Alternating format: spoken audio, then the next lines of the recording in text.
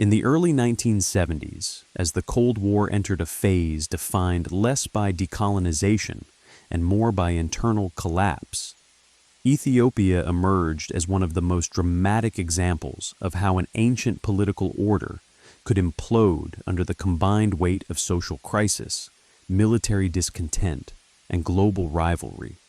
Because what unfolded between 1974 and 1977 was not merely a change of government, but a complete inversion of Ethiopia's identity, transforming one of the world's oldest monarchies into a Marxist-Leninist military state almost overnight.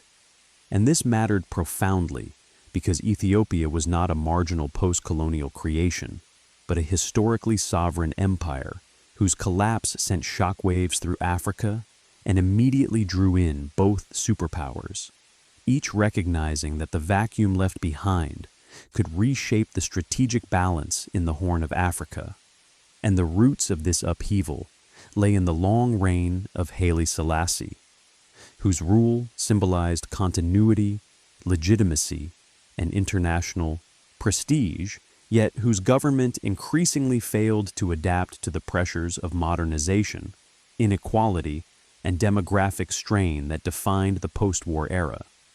And although Selassie had successfully positioned Ethiopia as a key U.S. ally during the early Cold War, hosting American intelligence facilities and receiving military aid, this alignment masked deep internal fragility, because the imperial system remained rigid, centralized, and resistant to reform, preserving feudal land relations and concentrating power among elites, while the majority of the population endured poverty and insecurity. And this imbalance mattered because it created a state that appeared stable externally, but was hollow internally, vulnerable to shocks that would expose the limits of imperial authority. And those shocks arrived in the early 1970s through a convergence of crisis, including inflation, urban unrest, and most devastatingly famine in the northern provinces, particularly in Wollo, where mass starvation was concealed by the regime even as tens of thousands died, a revelation that shattered the emperor's moral authority once the truth became public, because it demonstrated that the state not only failed to protect its people, but actively suppressed evidence of that failure. And this exposure mattered because it broke the myth of paternal rule that had sustained imperial legitimacy for generations, replacing reverence with anger and disillusionment. And at the same time, the Ethiopian military, long treated as an instrument of the crown rather than a political actor, became increasingly restless as junior officers and enlisted men confronted poor conditions, corruption, and the realization that they were being deployed to suppress unrest without meaningful reform, a dynamic that mirrored patterns seen elsewhere in Cold War revolutions, where armed forces transformed from regime guardians into regime destroyers once loyalty eroded, and this erosion mattered because it removed the final pillar of imperial survival, leaving Selassie isolated at the moment of crisis. And in 1974, a series of mutinies, strikes, and protests cascaded across the country, initially fragmented and lacking a unified revolutionary ideology, but collectively signaling that the existing order could no longer command obedience. And within this chaos, a loose committee of military officers began to coalesce, later known as the Derg, an Amharic term meaning committee, which initially claimed to act in the name of reform, discipline, and national salvation rather than revolution, a posture that allowed it to consolidate authority while avoiding immediate ideological polarization. And this ambiguity mattered because it enabled the Derg to neutralize civilian opposition, marginalize rival power centers, and gradually absorb the functions of the state without provoking decisive resistance. And in September 1974,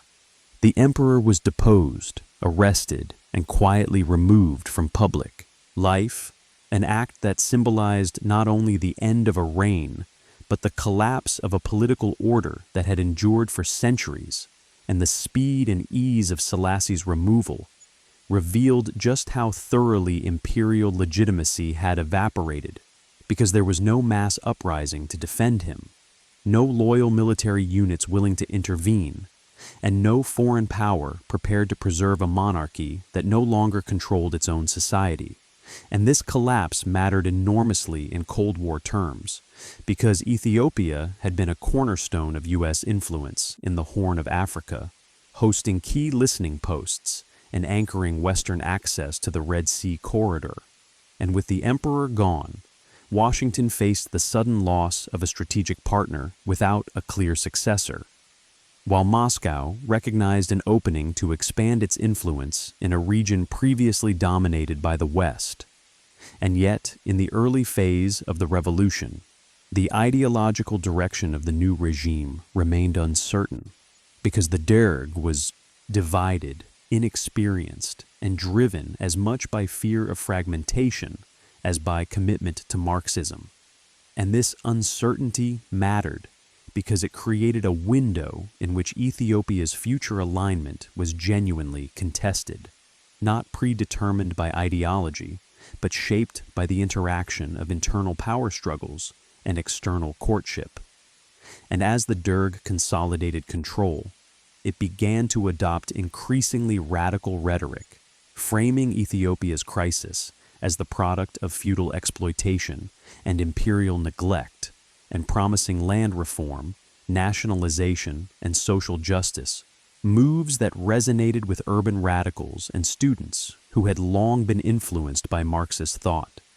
And this convergence mattered because it provided the military regime with an ideological language capable of legitimizing repression as revolutionary necessity, allowing violence to be reframed as transformation rather than terror. And as the Derg eliminated rivals and centralized authority, Ethiopia entered a period of extreme volatility because the destruction of imperial institutions created a vacuum that could only be filled through force, and the regime increasingly relied on coercion to impose unity on a diverse and restless society, setting the stage for mass repression, civil conflict, and the deepening involvement of the superpowers, who now saw Ethiopia not as a stable ally or neutral state, but as a pivotal prize in the Cold War struggle for influence in Africa. And in this sense, the Ethiopian Revolution must be understood not as a sudden ideological conversion, but as a collapse driven by legitimacy failure, military disaffection, and social crisis, whose unresolved tensions would draw in external powers eager to shape the outcome, transforming Ethiopia into one of the Cold War's most consequential battlegrounds in the global South. As the Derg moved from provisional authority toward outright domination, the revolution's character shifted decisively from collapse to coercion, because the removal of the emperor had resolved the question of sovereignty, but not the problem of power.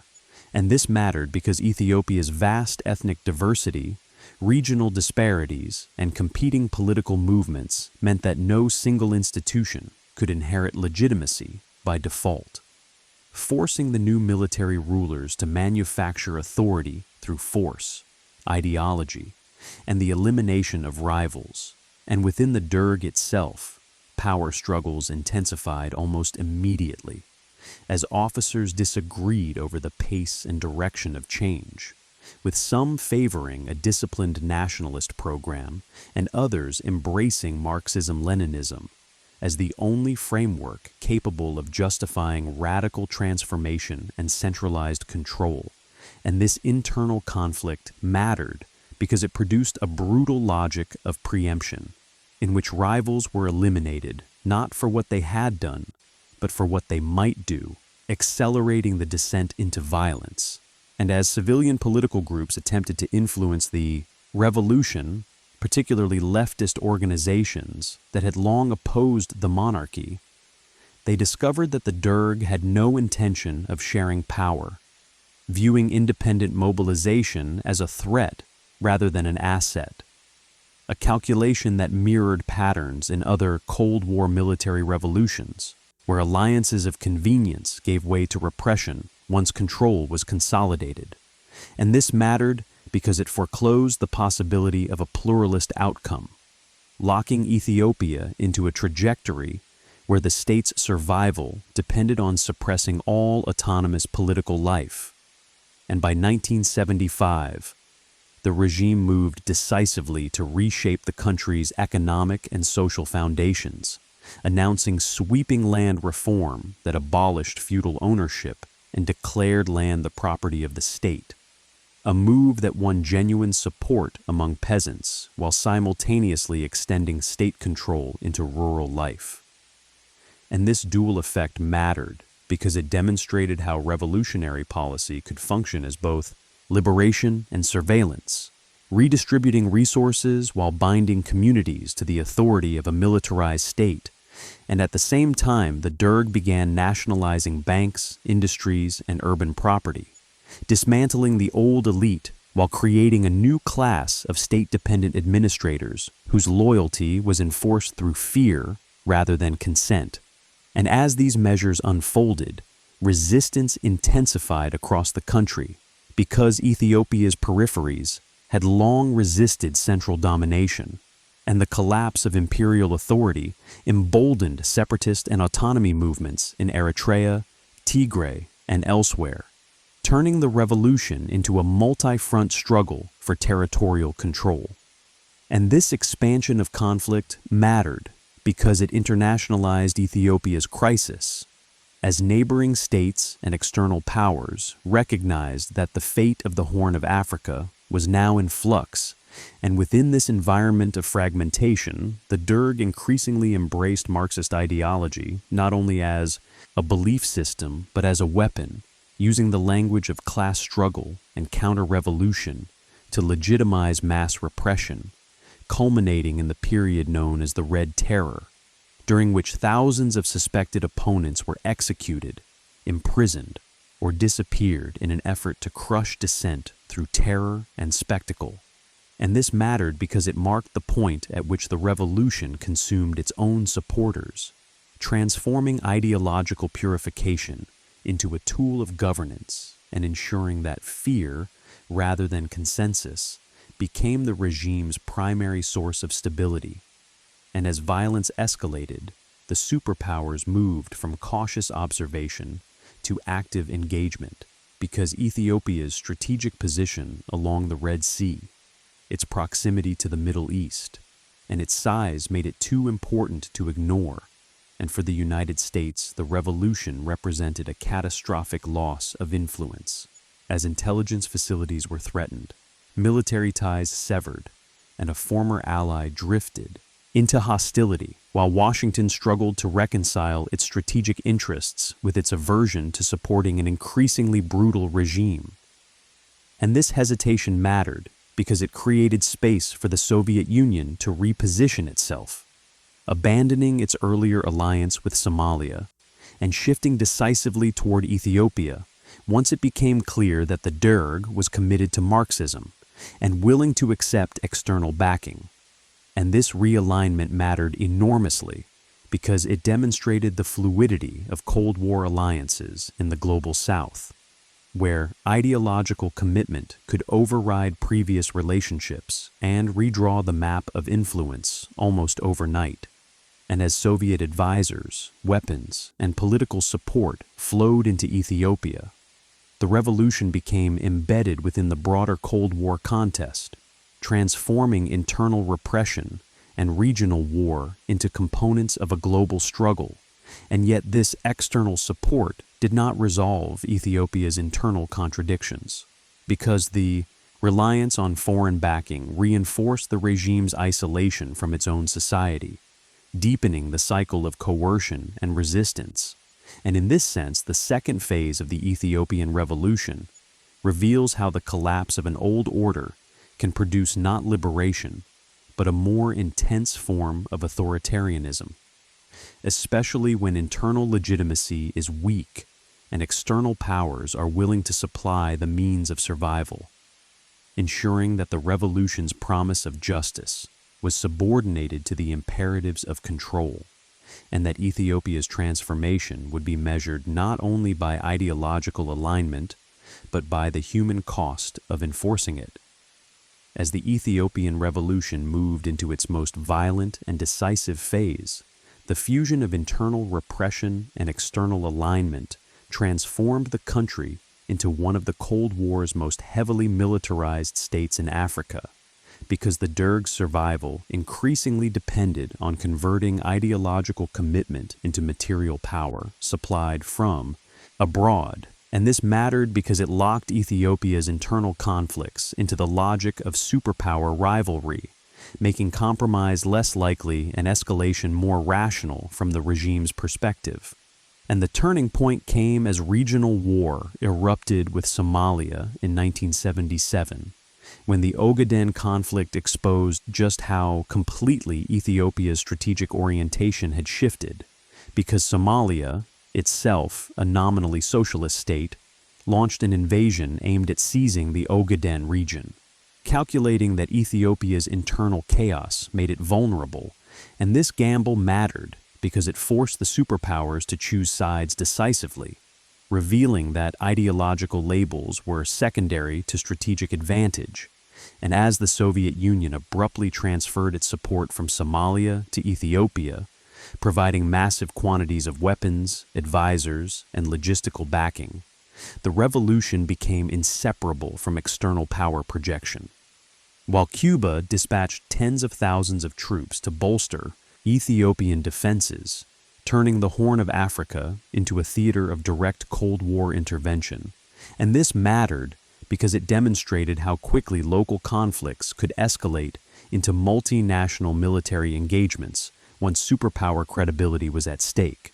And with this influx of support, the Derg not only repelled the Somali offensive, but consolidated its control internally, using wartime mobilization to justify expanded repression, surveillance, and militarization of society. And this wartime environment mattered because it allowed the regime to frame dissent as treason and opposition, as collaboration with foreign enemies, further collapsing the space for political pluralism.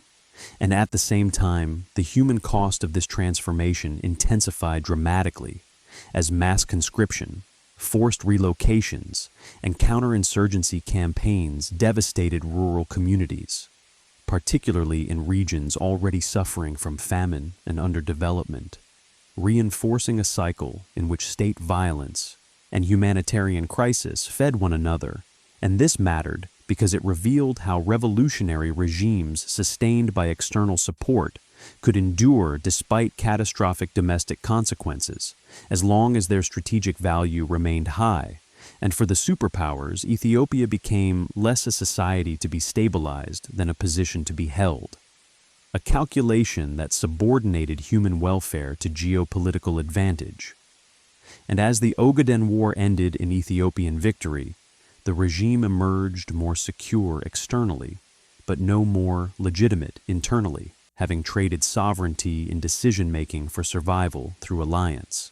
And this trade mattered because it illustrated the central paradox of Cold War client states, which gained the means to defeat enemies while losing the capacity to govern through consent. And within Ethiopia, the consolidation of Marxist military rule entrenched a system in which ideology functioned primarily as justification for coercion,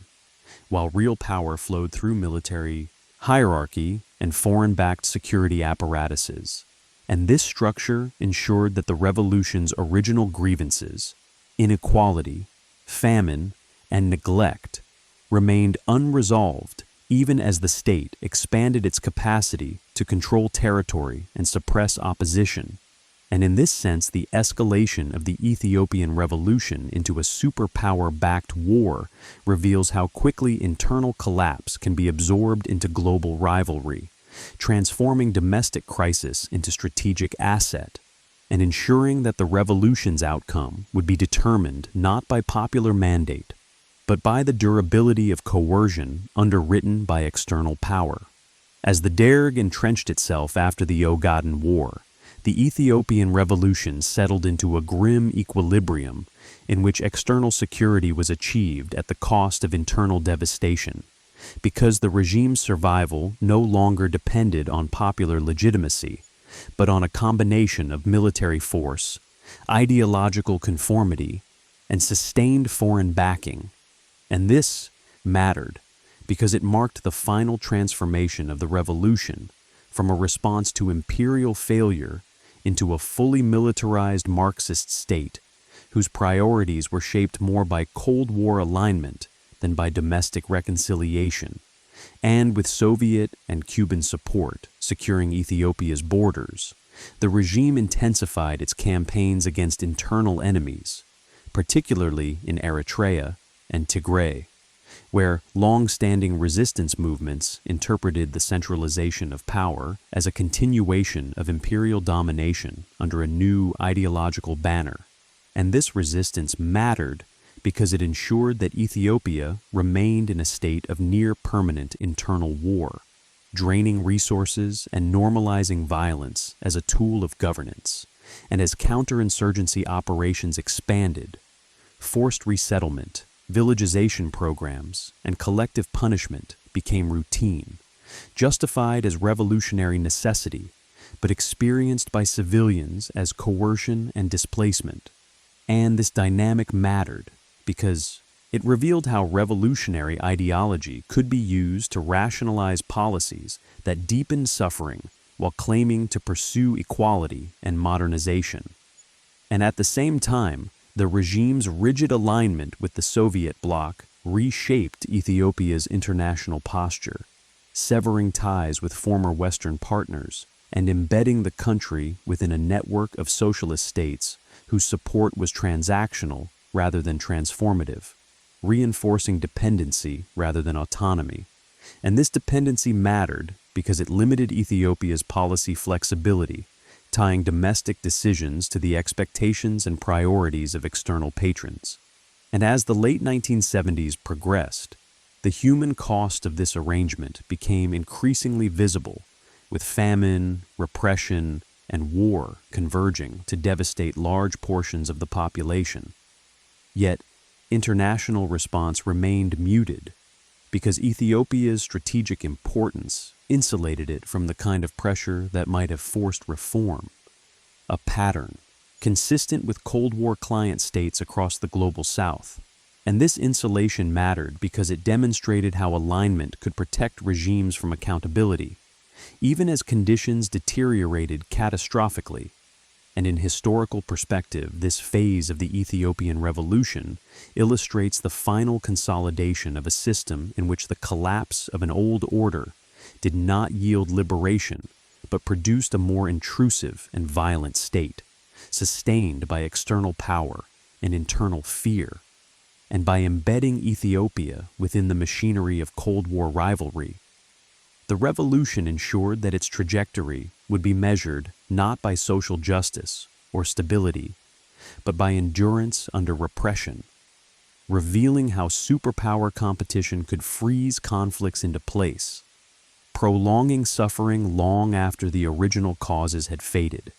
And in this sense, the later phase of the Ethiopian Revolution stands as a stark example of how revolutions in the Cold War era often reach their most destructive form only after international actors intervened, transforming domestic upheaval into protracted crisis whose resolution lay beyond the reach of the society most affected by it. As the revolutionary state matured into a hardened military regime, the Ethiopian Revolution increasingly revealed how the Cold War could convert internal collapse into prolonged catastrophe, because once the Derg secured external backing and eliminated meaningful domestic opposition, the incentives to reform diminished sharply. And this mattered because it trapped the country in a cycle where survival through coercion became self-justifying, insulating the regime from both popular pressure and international accountability. And under these conditions, ideology lost much of its mobilizing power and became instead a language of control, invoked to legitimize policies that deepened social fracture rather than resolved it. And this transformation mattered because it showed how Marxism in Ethiopia functioned less as a blueprint for emancipation than as an administrative framework for militarized rule, enabling the state to penetrate daily life while suppressing autonomous organization. And as the late 1970s gave way to the 1980s, the cumulative effects of war, forced resettlement, and economic mismanagement became impossible to conceal, culminating in recurring famines that devastated millions and exposed the hollowness of revolutionary promises. Yet these crises did not produce immediate political change, because the regime's strategic value and security apparatus shielded it from collapse, reinforcing the Cold War reality that alignment could prolong even the most destructive systems. And this shielding mattered because it delayed accountability, allowing suffering to be reframed as misfortune or sabotage, rather than as the product of policy.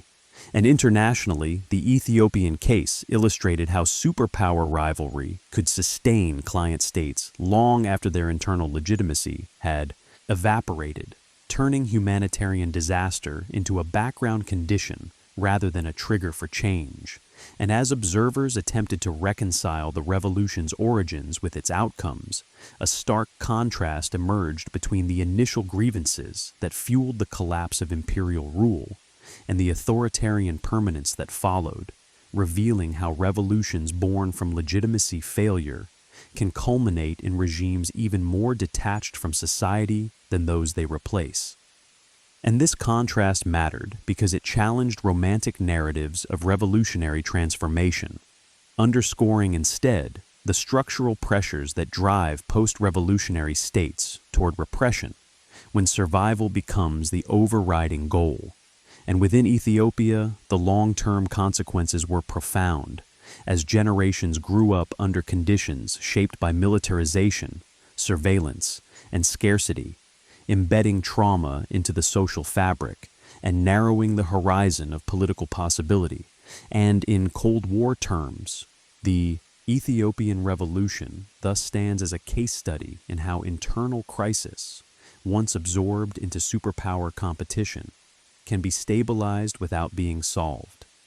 freezing conflict and suffering into place under the guise of strategic necessity. And by tracing this trajectory from imperial collapse to Marxist militarization, the revolution reveals the darker logic of Cold War intervention, showing that when external powers rush in to secure influence, they often inherit not stability, but responsibility for sustaining systems that survive by coercion rather than consent, ensuring that the costs of alignment are borne not by the patrons, but by the populations caught beneath them. As the Ethiopian Revolution moved beyond its initial revolutionary decade, its Cold War significance became increasingly defined by endurance rather than transformation, because the regime that emerged proved capable of surviving prolonged crisis without resolving the conditions that had produced revolt in the first place. And this mattered because it demonstrated how external support could substitute for internal legitimacy, allowing a state to persist even as famine, repression, and war hollowed out society. And in this environment, political change ceased to be driven by popular demand and became instead a function of shifts in superpower commitment, tying Ethiopia's fate to forces beyond its control. And this dependence mattered because it exposed the asymmetry at the heart of Cold War client relationships, where survival was guaranteed as long as strategic value remained high, regardless of domestic cost. And within Ethiopia, the consequences of this arrangement were cumulative, as repeated cycles of violence and deprivation eroded social trust, normalized emergency rule, and entrenched a political culture shaped by fear and compliance rather than participation. And this erosion mattered because it ensured that even when resistance persisted, it did so under conditions that favored militarization over negotiation, prolonging conflict and suffering. And internationally, the Ethiopian case reinforced a pattern already visible elsewhere in the Cold War world, where revolutions that attracted superpower attention became harder to resolve precisely because they were insulated from collapse, turning internal disputes into protracted confrontations sustained by external resources. And this pattern mattered because it revealed how intervention could freeze history rather than direct it, locking societies into destructive equilibria that endured until the global context itself changed. And as analysts later compared Ethiopia's trajectory with other Cold War revolutions, a common theme emerged: that the decisive turning point was not the overthrow of the old regime, but the moment external powers committed to preserving the new one, after which internal reform became secondary to geopolitical alignment. And in Ethiopia, this moment arrived with the Ogaden War and its aftermath, binding the regime's survival to Soviet and Cuban backing, and ensuring that domestic policy would be shaped by the imperatives of alliance rather than the needs of society. And this binding mattered because it delayed any reckoning with the revolution's failures, allowing suffering to accumulate until it became structurally embedded. And in this sense, the later phase of the Ethiopian Revolution illustrates the Cold War's capacity to transform internal collapse into long-term stagnation, sustaining regimes that neither delivered stability nor collapsed outright, but persisted through coercion and external support. And by doing so, it reveals a central truth of the era, that the rush of superpowers into revolutionary spaces often did not resolve crises, but prolonged them, ensuring that the costs of ideological competition were paid not in capitals or conference rooms, but in the daily lives of populations whose struggles became collateral to global rivalry. As the long-term consequences of the Ethiopian Revolution became unmistakable, the collapse of imperial rule and the rise of Marxist military governance came to be understood less as a rupture than as a transfer of coercive capacity, because while the symbols of power changed dramatically, the underlying relationship between state and society hardened rather than softened. And this mattered because it revealed how revolutions driven by legitimacy failure can reproduce authoritarian dynamics when survival becomes the overriding priority. And in Ethiopia, this reproduction was intensified by the Cold War environment, which rewarded alignment over accountability and provided the means to suppress dissent without addressing its causes. And as famine, war, and repression converged through the late 1970s, the regime's reliance on emergency measures became permanent, normalizing extraordinary violence as routine governance. And this normalization mattered because it reshaped political expectation, narrowing the space in which alternative futures could be imagined. And internationally, Ethiopia's transformation underscored how superpower intervention often arrived not to stabilize societies, but to secure positions, converting internal crises into strategic assets while insulating ruling elites from consequence.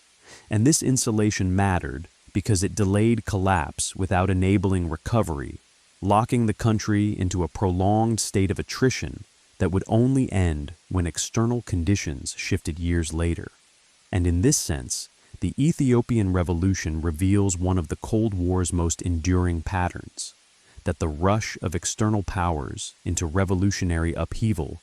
often froze conflicts rather than resolved them, sustaining regimes through force while hollowing out the societies beneath them. And by tracing Ethiopia's path from imperial legitimacy to militarized Marxism, the revolution stands as a stark example of how global rivalry could transform internal crisis into long-term catastrophe, ensuring that the promise of change was consumed by the machinery built to enforce it. As the Ethiopian Revolution approached the end of its formative phase by the late 1970s, its deeper Cold War meaning crystallized around the realization that what had begun as a revolt against stagnation had evolved into a system sustained by endurance rather than consent, because the Derg's ability to survive no longer depended on resolving Ethiopia's foundational problems, but on maintaining a balance of coercion internally and strategic relevance externally. And this mattered because it demonstrated how revolutions in the Cold War era could outlast their original justification once embedded in superpower rivalry, turning failure into permanence through militarization and alliance. And within Ethiopia, this permanence manifested as a society organized around emergency, where famine, war, and repression were not aberrations, but recurring conditions managed by a state that treated crisis as normality. And this normalization mattered because it eroded the boundary between governance and violence, making survival itself the measure of success rather than improvement in human conditions. And internationally, the Ethiopian case reinforced a hard lesson for both blocs, that securing influence in the global south often meant inheriting responsibility for regimes whose legitimacy had collapsed, forcing patrons to choose between disengagement and complicity, a choice that was repeatedly resolved in favor of maintaining position. And this choice mattered because it prolonged suffering while deferring reckoning, embedding Ethiopia's crisis within a wider Cold War pattern in which alignment insulated governments from collapse even as societies deteriorated, and as observers later reassessed the revolution's first years. They recognized that the decisive moment was not the overthrow of the emperor, but the consolidation of external support that followed, because once the regime's survival was guaranteed by foreign power, the internal logic of reform gave way to the logic of control, ensuring that the revolution's trajectory would be shaped less by popular aspiration than by the demands of alliance and war. And in this sense, the Ethiopian Revolution stands as a powerful illustration of how Cold War intervention transformed internal upheaval into prolonged crisis, revealing that the rush of superpowers into collapsing states often stabilized authority while destabilizing life itself, leaving behind a legacy defined not by ideological victory, but by the endurance of a system built to survive at extraordinary human cost. In closing, the Ethiopian Revolution of 1974-1977 stands as one of the Cold War's most consequential transformations, because it revealed how quickly internal collapse could be absorbed into global rivalry, turning a revolt born of famine, inequality, and imperial failure into a militarized Marxist state sustained by external power. And what makes this episode so significant is not simply the fall of an ancient monarchy, but the way legitimacy evaporated and was replaced not by consent, but by coercion, as the Derg transformed revolutionary promise into authoritarian permanence under the protection of superpower backing. And this mattered because it demonstrated a central truth of the Cold War in the global South, that once external powers committed to a regime's survival, internal reform became secondary to strategic alignment, allowing systems of repression to endure even as humanitarian catastrophe unfolded. And Ethiopia's trajectory showed how famine, war, and ideology could converge into a state of permanent emergency, where violence became routine governance and survival replaced justice as the primary political objective. And internationally, the revolution exposed how superpower competition prioritized position over people, as the Horn of Africa was treated less as a society in crisis than as a strategic prize to be secured, ensuring that responsibility for suffering was diffused even as intervention intensified. And by tracing Ethiopia's path from imperial legitimacy to Marxist militarization, the revolution reveals how Cold War intervention often froze internal crises into long-term disasters, stabilizing regimes while hollowing out the societies beneath them. And in this sense, the the Ethiopian Revolution must be understood not as a failed promise of liberation, but as a warning about the cost of ideological rush, showing that when superpowers move quickly to claim influence in collapsing states, they often inherit not stability, but the burden of sustaining systems that survive through fear rather than consent, leaving behind a legacy measured not in strategic gain, but in decades of human suffering shaped by a revolution that replaced one exhausted order with another, even more intrusive and enduring, under the shadow of the Cold War.